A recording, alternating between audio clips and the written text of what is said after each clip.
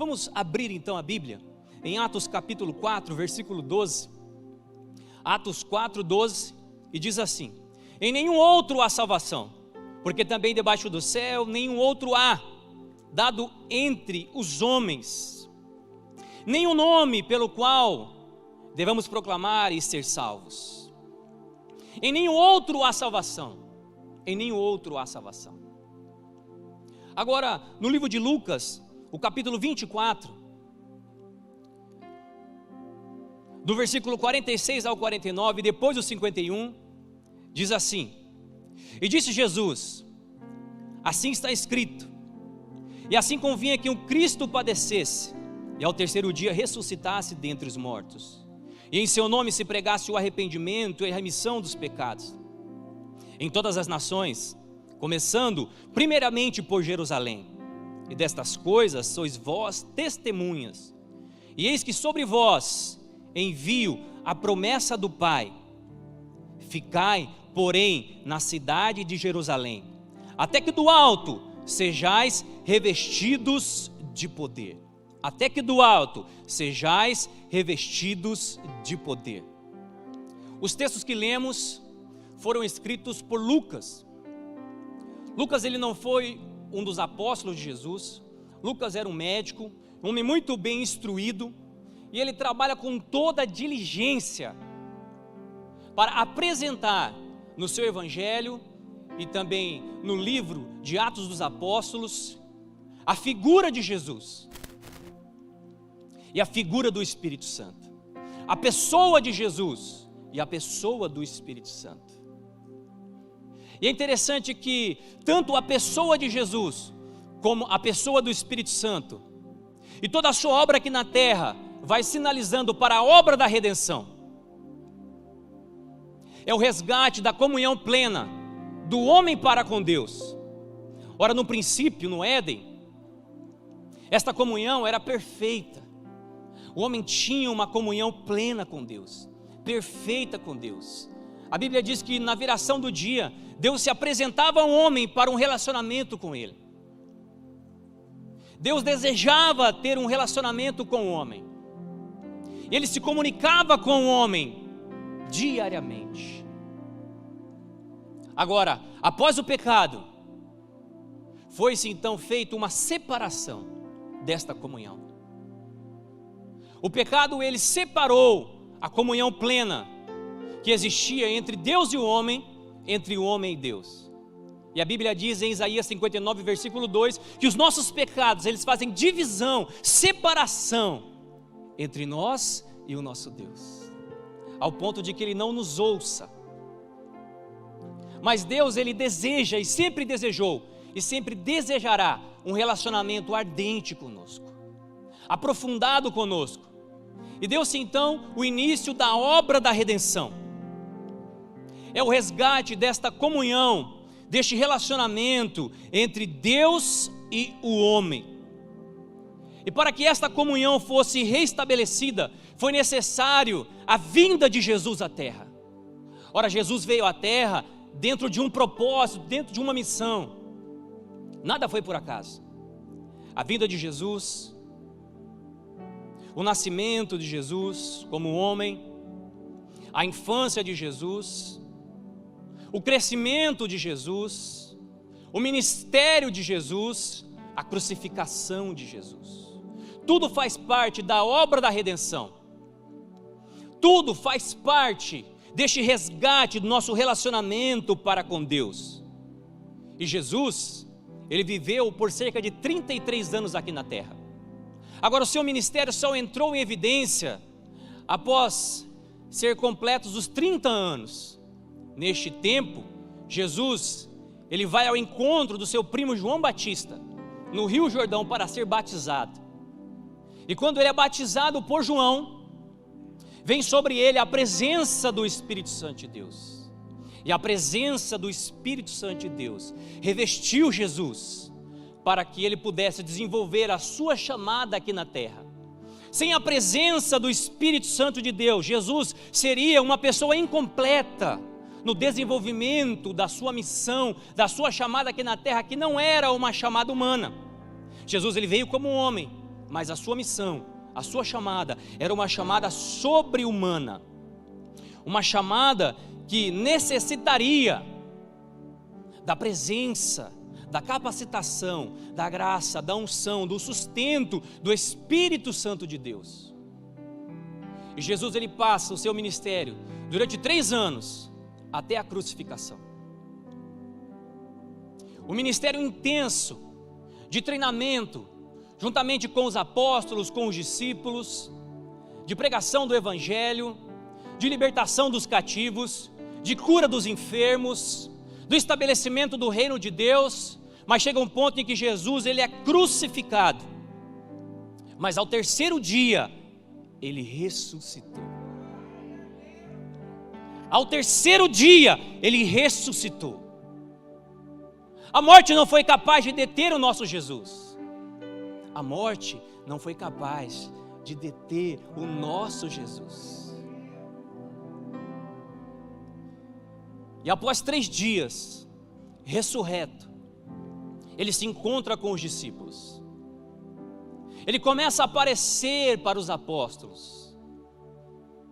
Ele começa a trazer à tona aquilo que ele havia falado, que era necessário, que ele viesse, padecesse, morresse na cruz, mas ressuscitasse, para que a obra da redenção fosse completa.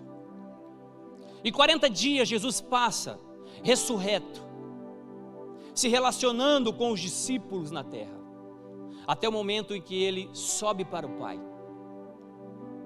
Agora entenda, não é porque Jesus subiu para o Pai que a obra da redenção foi paralisada. Muito pelo contrário, a obra da redenção, ela continua na minha vida e na sua vida. A obra da redenção, ela ainda está acontecendo dentro de mim, dentro de você. A obra da redenção, ela ainda percorre a humanidade. A obra da redenção ainda ecoa pelos 4 cantos do planeta Terra. A obra da redenção, ela não morreu em Jesus, ela continua em mim e em você. Nós estamos numa caminhada, nós estamos numa jornada, e temos aprendido que a nossa jornada, ela não é somente para um momento como esse, prazeroso como esse. Não é somente para um dia, não é somente para uma semana, não é somente para um mês, não é somente para um ano, mas é para uma vida inteira. Uma vida inteira. É uma jornada para uma vida inteira. E a jornada com Cristo é uma chamada para uma jornada vitoriosa aqui na terra. Ora, se alguns pensam que o evangelho triunfalista é um evangelho errôneo, então me mostre qual evangelho devemos pregar. Porque a Bíblia começa em Gênesis falando da perfeição, a queda, a restauração e a volta de Jesus triunfando sobre as forças das trevas. Pode aplaudir ao Senhor. Não existe outro evangelho para vivermos e para pregarmos, se não for o evangelho que traz o triunfo de Jesus sobre principados, potestades e todas as forças malignas. Não existe outro evangelho para vivermos. Jesus, ele tem uma vida vitoriosa sim, aqui na terra, para mim e para você. Jesus deseja que trilhemos essa vida vitoriosa. Mas é interessante pensarmos que para vivermos uma vida vitoriosa existem os processos de Deus. Entenda, existem os processos de Deus. E o primeiro processo que precisamos compreender é que é necessário aprofundarmos o nosso relacionamento com Jesus. É necessário aprofundarmos o nosso relacionamento com a pessoa de Jesus. Queridos, não dá para ter um relacionamento qualquer com Jesus. Nós podemos ter um relacionamento qualquer com qualquer pessoa, mas não com Jesus. É necessário querer mais de Jesus. É necessário se abrir e buscar conhecer mais da pessoa de Jesus. É necessário se aprofundar em um relacionamento com Jesus, permitindo ao ponto de sermos marcados por Jesus entre o antes de Cristo e os depois de Cristo. É o antes de Cristo e é o depois de Cristo. somente em um relacionamento profundo com Jesus, é possível sermos marcados a este ponto, de observarmos o antes e o depois de Cristo nas nossas vidas. 2 Coríntios 5,17 diz assim: assim que, se alguém está em Cristo, nova criatura é. As coisas velhas já passaram, eis que tudo se fez novo. É o antes de Cristo e é o depois de Cristo. Se alguém está em Cristo, nova criatura é. As coisas velhas já passaram, eis que tudo se fez e se fez novo. Se abra para o novo de Deus. Se abra para o novo de Deus. A bagagem que você tinha antes de conhecer Jesus, ela não serve para essa viagem que estamos fazendo com Jesus nesse momento. Ela não serve mais. É necessário sermos renovados na compreensão e na necessidade de que precisamos ter um relacionamento profundo com a pessoa de Jesus. Toda pessoa que se permite ter este relacionamento, ela observa o antes e o depois de Cristo na vida dela. O antes e o depois de Cristo na vida dela. O antes e o depois de Cristo na vida dela. Ei, o antes e o depois de Cristo na vida dela. Martinho Lutero, ele tem uma espécie de frase, faz parte de uma mensagem que ele escreveu. Ele diz assim: eu não sou quem eu gostaria de ser, eu não sou quem eu poderia ser ainda, eu não sou quem eu deveria ser, mas graças a Deus, eu não sou mais quem eu era. É possível que ainda você não seja aquilo que você está almejando, batalhando, buscando ser, mas você não pode se permitir ser quem você era. É o antes e o depois de Cristo na sua vida. Essa deve ser a minha busca, essa deve ser a sua busca, desejando um relacionamento profundo com a pessoa de Jesus Cristo. O próprio Jesus precisou receber a pessoa do Espírito Santo em si, para poder desenvolver a sua chamada com êxito aqui na terra. Então, o próximo processo na minha jornada de fé e na sua jornada de fé é compreendermos que é necessário uma experiência profunda com a pessoa do Espírito Santo. É necessário. Não é somente ter informação da pessoa do Espírito Santo, isso é muito fácil. Isso está acessível na Bíblia, no Google e com qualquer pessoa que conversarmos. É muito fácil, é muito simples, mas não é isso. Obter informações são bem-vindas, elas nos auxiliam nas tomadas de decisões, elas nos auxiliam a melhorarmos o nosso posicionamento na rota de Deus, mas é necessário nascer em nós um desejo para querer e querer mais da pessoa do Espírito Santo. Ei, deseje ficar mais com o Espírito Santo do que com qualquer pessoa aqui na terra. Por mais agradável que essa pessoa seja, por mais abençoada que ela seja na sua vida, por mais direcionada e escolhida por Deus para lhe acompanhar, ela não pode substituir a pessoa do Espírito Santo, jamais. Deseja, queira este relacionamento profundo com o Espírito Santo. Conheça mais da pessoa do Espírito Santo.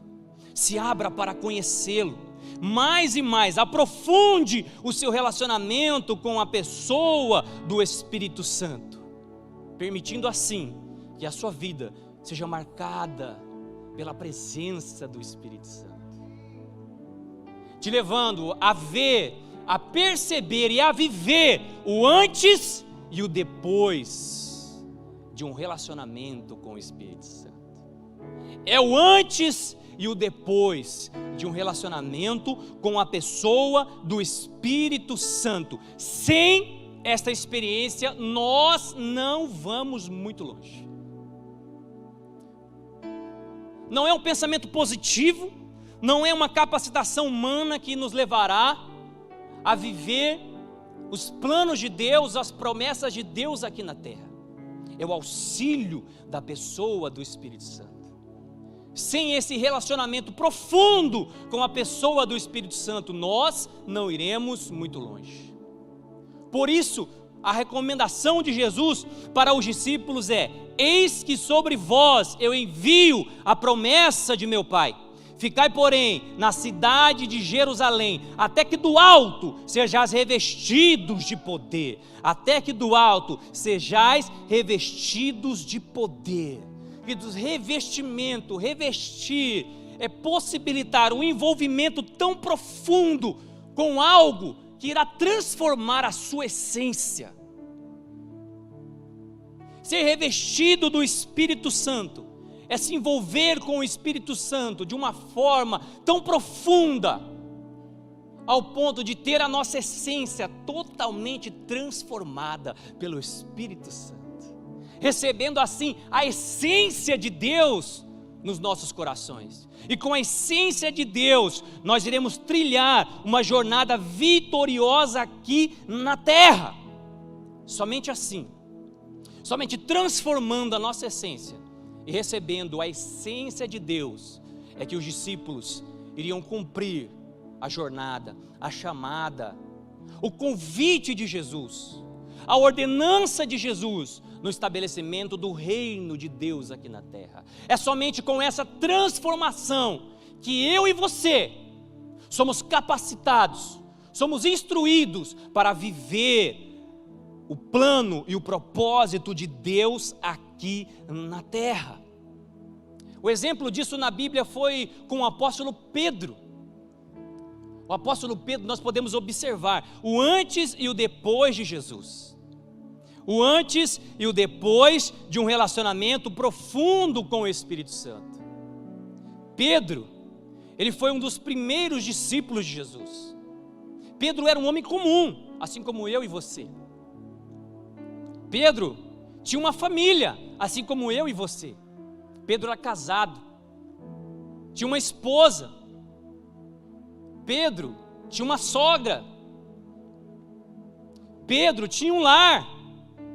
Pedro tinha uma profissão, ele era pescador de profissão. Mas o encontro que ele teve com Jesus, o convite que Jesus fez para Pedro, deu um novo rumo na sua vida e na sua jornada aqui na terra. Pedro se encontra com Jesus. Jesus realiza um milagre chamado pesca maravilhosa, assim conhecemos. E aquele milagre fez com que Pedro se assombrasse e reconhecesse que Jesus era o Filho de Deus. A vida de Pedro começou a tomar uma nova direção após este milagre. Pedro caminhou com Jesus durante todo o ministério de Jesus aqui na terra, os 3 anos sendo intensos com Jesus. Jesus entrou em evidência e Pedro estava lá. Ele foi muito próximo de Jesus. Ele viu milagres acontecendo. Ele foi o primeiro a receber a revelação de que Jesus era o Cristo, o Filho do Deus vivo. Pedro, ele recebeu a revelação de que Cristo, Jesus, era o Filho de Deus. Pedro andou sobre as águas.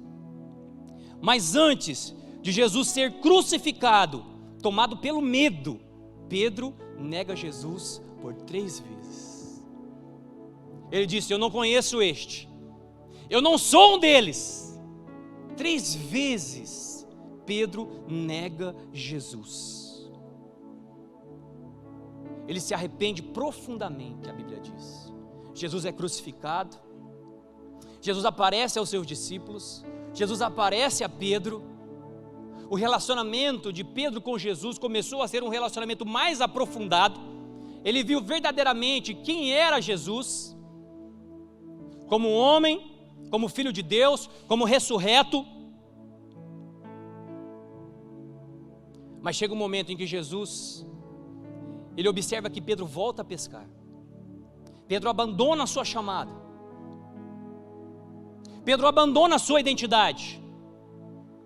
E Jesus se encontra com ele, com mais alguns discípulos, prepara ali um peixe na praia, e tem um diálogo próximo com Pedro, e diz: Pedro, tu me amas?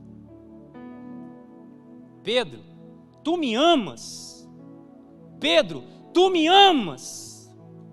Pergunta por 3 vezes.